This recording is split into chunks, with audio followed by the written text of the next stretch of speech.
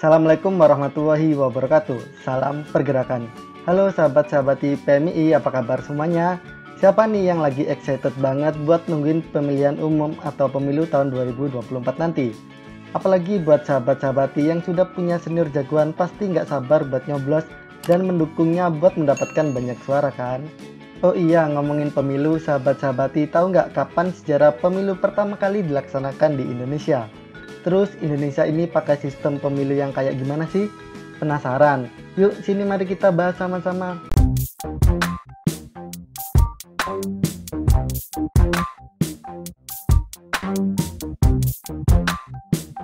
Kita mulai dengan sebuah pertanyaan. Apa itu pemilu? Pemilu atau pemilihan umum merupakan proses pemilihan seorang untuk menduduki sebuah jabatan kepemimpinan tertentu. Jabatan tersebut beraneka ragam, mulai dari jabatan presiden atau eksekutif, wakil rakyat atau legislatif di berbagai tingkat pemerintahan sampai dengan organisasi. Selanjutnya dikutip dalam buku Hukum Tata Negara Menuju Konsolidasi Sistem Demokrasi tahun 2009 oleh B. Hestu Cipto Handoyono, menurut Ali Murtopo, pemilu adalah sarana yang tersedia bagi rakyat untuk menjalankan kedaulatannya sesuai dengan azas yang termaktub dalam pembukaan Undang-Undang Dasar 1945. Pemilu itu sendirinya pada dasarnya adalah suatu lembaga demokrasi yang memilih anggota-anggota perwakilan rakyat dalam MPR, DPR, DPRD yang pada gilirannya bertugas untuk bersama-sama dengan pemerintah menetapkan politik dan jalannya pemerintahan negara. Pemilu diadakan untuk mewujudkan negara yang demokrasi di mana para pemimpinnya dipilih berdasarkan suara mayoritas terbanyak. Perihal pemilu di Indonesia diatur dalam Undang-Undang Nomor 7 Tahun 2017 Pasal 1 Ayat 1 tentang pemilihan umum.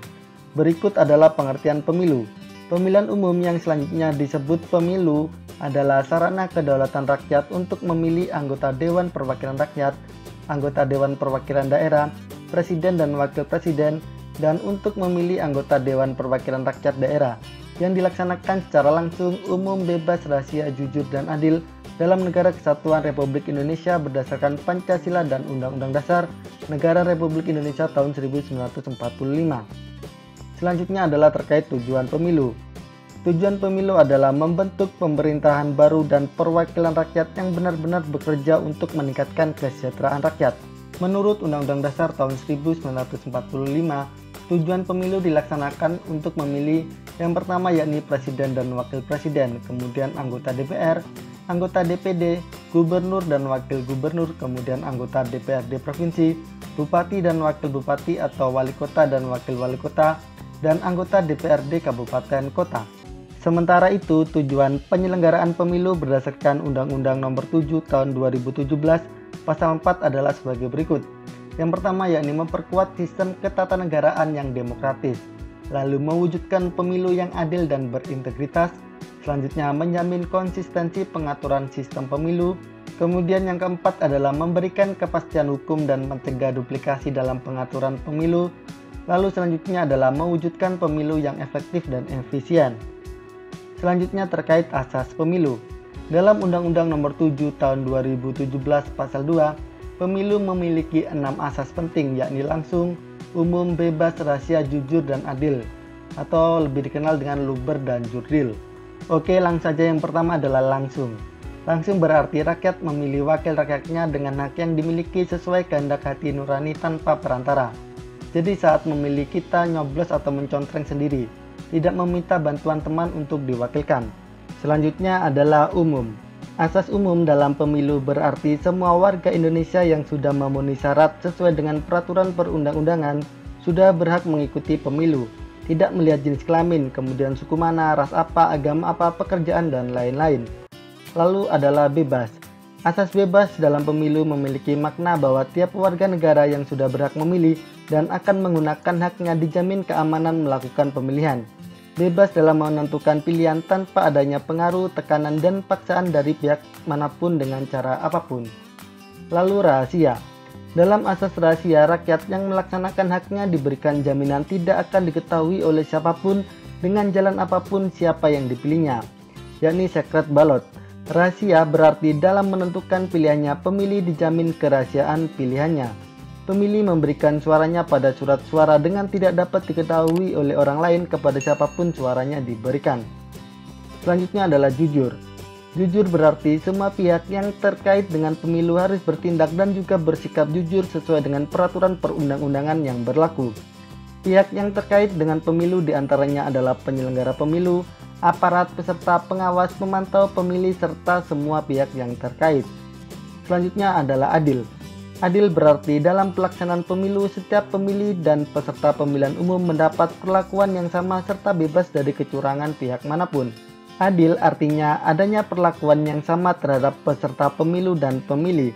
Tidak ada pengistimewaan atau diskriminasi terhadap peserta atau pemilih tertentu. Lalu lanjut terkait prinsip pemilu. Prinsip pemilu diatur berdasarkan Undang-Undang Nomor 7 Tahun 2017 Pasal 3. Terdapat 11 prinsip pemilu meliputi di sini yang pertama adalah mandiri, lalu yang kedua jujur, ketiga adil, keempat berkepastian hukum, lalu yang kelima tertib, lalu yang keenam terbuka, ketujuh proporsional, kedelapan profesional, 9 akuntabel, 10 efektif, dan yang ke-11 adalah efisien. Kemudian kita akan lanjut yang membahas terkait sejarah pemilihan umum di Republik Indonesia. Yang pertama di sini adalah periode Soekarno, yakni pemilu tahun 1955.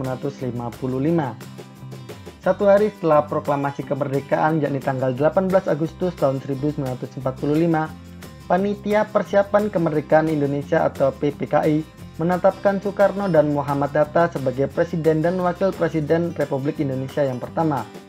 Kemudian tanggal 3 November tahun 1945, melalui maklumat ke-10 atau maklumat Wakil Presiden Muhammad Hatta mendorong pembentukan partai-partai untuk persiapan rencana penyelenggaraan pemilu pada tahun 1946. Maklumat yang ke-10 melegitimasi partai-partai politik yang telah terbentuk sebelumnya sejak zaman Belanda dan Jepang. Adapun amanat maklumat 10 selain pembentukan partai-partai politik adalah menyelenggarakan pemilu untuk memilih anggota DPR pada Januari tahun 1945.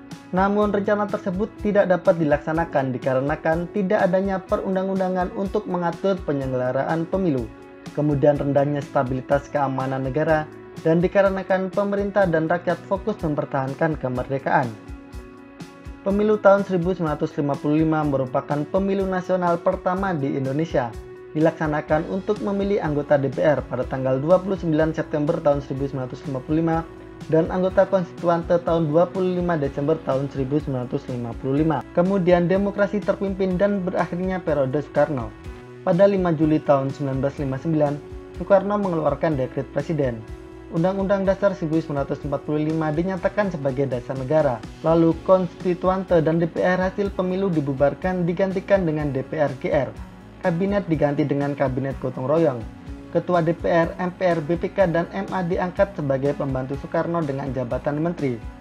Puncak kerabuan politik Indonesia terjadi ketika MPRS menolak pidato Presiden Soekarno yang berjudul Nawaksara pada sidang umum keempat tanggal 22 Juni tahun 1966. Kemudian periode Soeharto, yakni pemilu tahun 1971 sampai dengan tahun 1997. Pasca pemerintahan Presiden Soekarno, MPRS menetapkan Soeharto sebagai pejabat presiden pada 12 Maret 1967 dan tanggal 27 Maret tahun 1968 Soeharto ditetapkan menjadi presiden sesuai hasil sidang umum MPRS, yakni TAP MPRS nomor SLIV-MPRS-1968. Selama 32 tahun Presiden Soeharto memimpin bangsa Indonesia. Telah terjadi 6 kali penyelenggaraan pemilu untuk memilih anggota DPR, DPRD tingkat 1, dan DPRD tingkat 2. Pada era ini Presiden dipilih oleh MPR.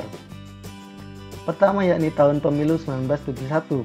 Pada pemilu tahun 1971, Orde Baru mulai meredam persaingan politik dan mengubur pluralisme politik. Hasil pemilu 1971 menempatkan Golkar sebagai mayoritas tunggal dengan perolehan suara 62,82%. Diikuti NU 18,68%, PNI 6,93% dan Parmusi 5,36%. Kemudian tahun pemilu 1977 sampai dengan 1997. Pada pemilu 1977, kontestan pemilu dari semula 10 partai politik menjadi 3 partai politik melalui fusi 1973. NU, Parmusi, Perpi, dan PSII menjadi Partai Persatuan Pembangunan atau P3. Kemudian PNI, Parkindo, Partai Katolik, Partai IPKI, dan Partai Murba menjadi Partai Demokrasi Indonesia atau PDI. Formulasi kepartaian ini P3, Golkar, dan PDI terus dipertahankan hingga pemilu 1997. Golkar sebagai mayoritas tunggal terus berlanjut pada pemilu 1982, 1987, 1992, dan 1997. Golkar menjadi partai pemenang. P3 dan PDI menempati peringkat 2 dan 3. Selanjutnya tahun 1998, Soeharto digantikan oleh B.J. Habibie sampai diselenggarakan pemilu berikutnya, yakni Sidang Istimewa MPR RI 23 Juli tahun 2001 melalui ketetapan MPR RI nomor 2/MPR/2001. Selanjutnya adalah periode reformasi, yakni pemilu tahun 1999 sampai dengan sekarang. Pasca pemerintahan Presiden Soeharto, Wakil Presiden B.J. Habibie dilantik menjadi Presiden RI pada tahun 1998. Pada masa pemerintahan B.J. Habibie, pemilu yang semula diagendakan tahun 2002 dipercepat pelaksanaannya menjadi tahun 1999. Kemudian, pelaksanaan pemilu nasional dalam era reformasi telah dilakukan sebanyak 5 kali, yaitu pemilu tahun 1999, pemilu tahun 2004, pemilu tahun 2009, pemilu tahun 2014, dan pemilu 2019. Bagaimana sahabat-sahabati PMI? Itu tadi adalah pembahasan seputar pemilihan umum atau pemilu di Indonesia. Semoga dapat menambah pengetahuan dan wawasan kita seputar materi pemilu. Apabila ada yang kurang jelas atau ada tambahan informasi seputar pemilihan umum atau pemilu di Indonesia ini, silakan sampaikan di kolom komentar. Apabila menurut sahabat-sahabati video ini bermanfaat, silakan share ke sahabat-sahabati PMI lainnya. Cukup sekian dari kami. Apabila ada kesalahan, kami mohon maaf yang sebesar-besarnya. Wassalamualaikum warahmatullahi wabarakatuh. Salam pergerakan.